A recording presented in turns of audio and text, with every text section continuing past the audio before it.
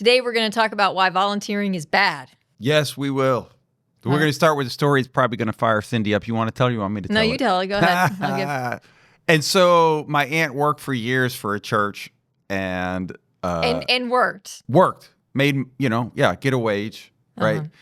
And then she retired, and no sooner had she been gone for 2 weeks than they started calling and asking if she would volunteer. Pretty regularly. To do the same job she was getting paid for no money. So the other person could have a vacation, which I'm pro vacation for the other person. But we do like vacation. You already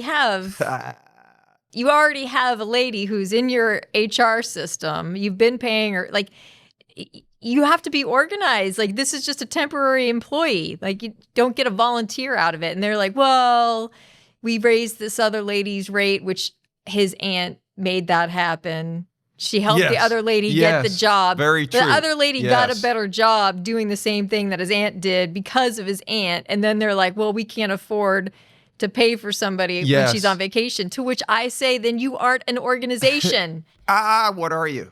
You're nothing. You have to pay for people's time. And then just the misuse of her affection for her church. Yep.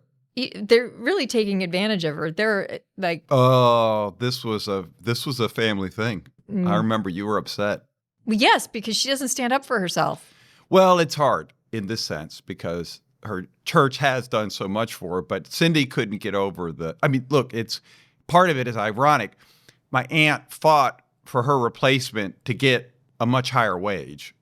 And then no sooner did my aunt retire than they brought my aunt back to help, quote unquote, volunteer for no wage. To support the wage that they agreed to for the other lady and basically continue to screw over his aunt.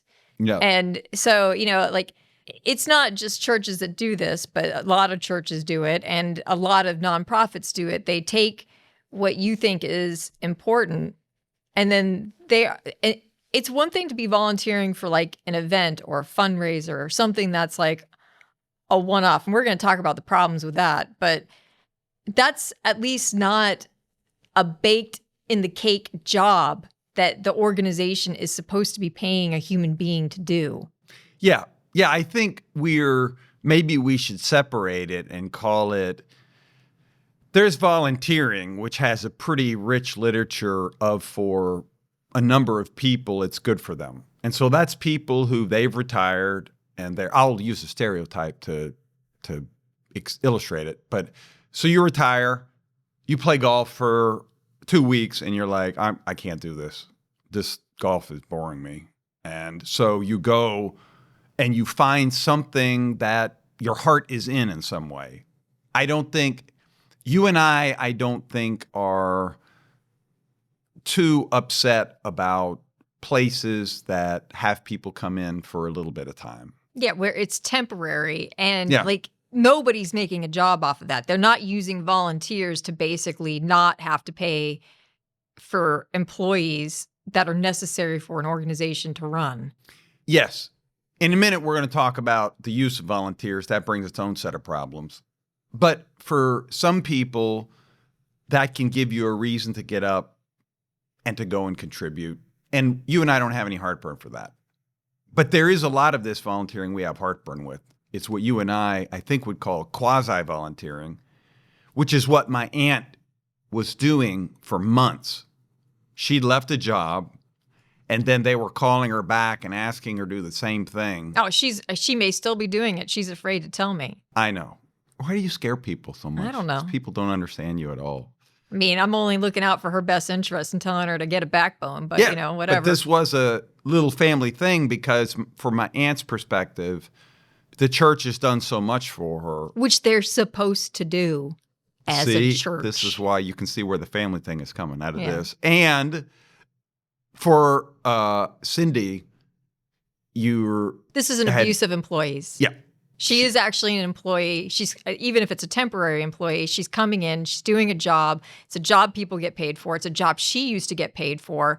And they basically are guilting her and shaming her into it by saying, well, you love this organization and we did what you said and gave this lady more money, so we need you to volunteer. Like, that whole thing is a line of crap. See, you can see how this became a family thing. And so we have more problems than just this one little anecdote with my aunt, because we work in a lot of nonprofits, not a lot, but maybe. We get a number. Yeah. And you have to be very careful that when your nonprofit has a very kind of heartfelt component, whether that's a church or whether that's the SPCA or whether that's, would you go so far as to say, I think I'll use my sister is a good example. My sister does a type of public service law, and historically in that profession, they take lawyers who would be making, let's just triple. Yeah. They could be making triple in the private market. And they pay them a third. And they get people because these people don't want to be the kind of bill by the hour grindstone lawyer, but also they want to do this type of public service law. And my sister, to her credit, I think she thinks a lot like you. She said, I'm not going to create an organization like that. And so she actually pays her lawyers doing this public service law very close to market value. Yeah. So the problem with the organization, and a lot of nonprofits do this, and this also ticks me off, is like they basically give everybody a haircut saying, well, it's a nonprofit. Yep.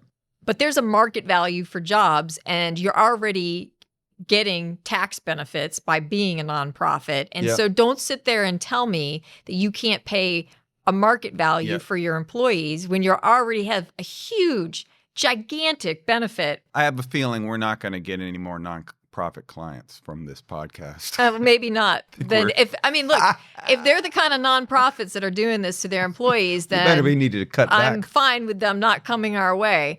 So, there's all that more vacation you like, mate. We may be see you in Corpus Christi. We don't really have a lot of nonprofits. I don't think I'm worried about it. And again, if this is how they're treating their employees, then let me be the one to point it out to them how jacked up they are. Yeah, because here's what happens.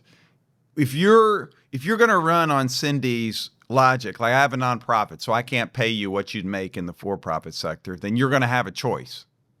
You're going to wash out all the people who need the money that they could make, and you're going to be left with people who either, to be blunt, aren't good enough for that work in the for-profit sector, or they're leading with their heart, and you're taking advantage. You're either going to pick the candidate. I know this is a simplification, but there isn't a unicorn out there of somebody who could make 50% or more money who takes this nonprofit job unless it's heart-led or they actually can't or won't do the for-profit version. Or they have it in their head because there is, at least there was, I don't know how it's changed because lots of things are changing right now, but there was a mechanism for people to get all their federal government student loans paid back if they worked for certain nonprofits for 10 years. 10 years? It's 10 years. Dang. And so they essentially got a interest-free loan if they went the 10 year. I mean, you could consider it that an interest-free loan if they went the 10 years and worked. And that again can be used to sort of lull these people in and capture them. But if they actually did the math, most you have heartburn with this too. It took me this long to figure out where you were going with this. Yeah, I mean, so it's a way to capture people because they haven't actually done the math to see that they probably would have been better off in the job that pays them triple than having student loans that were forgiven, even when they're gigantic student loans, like So that's the third category of person who tends to get captured.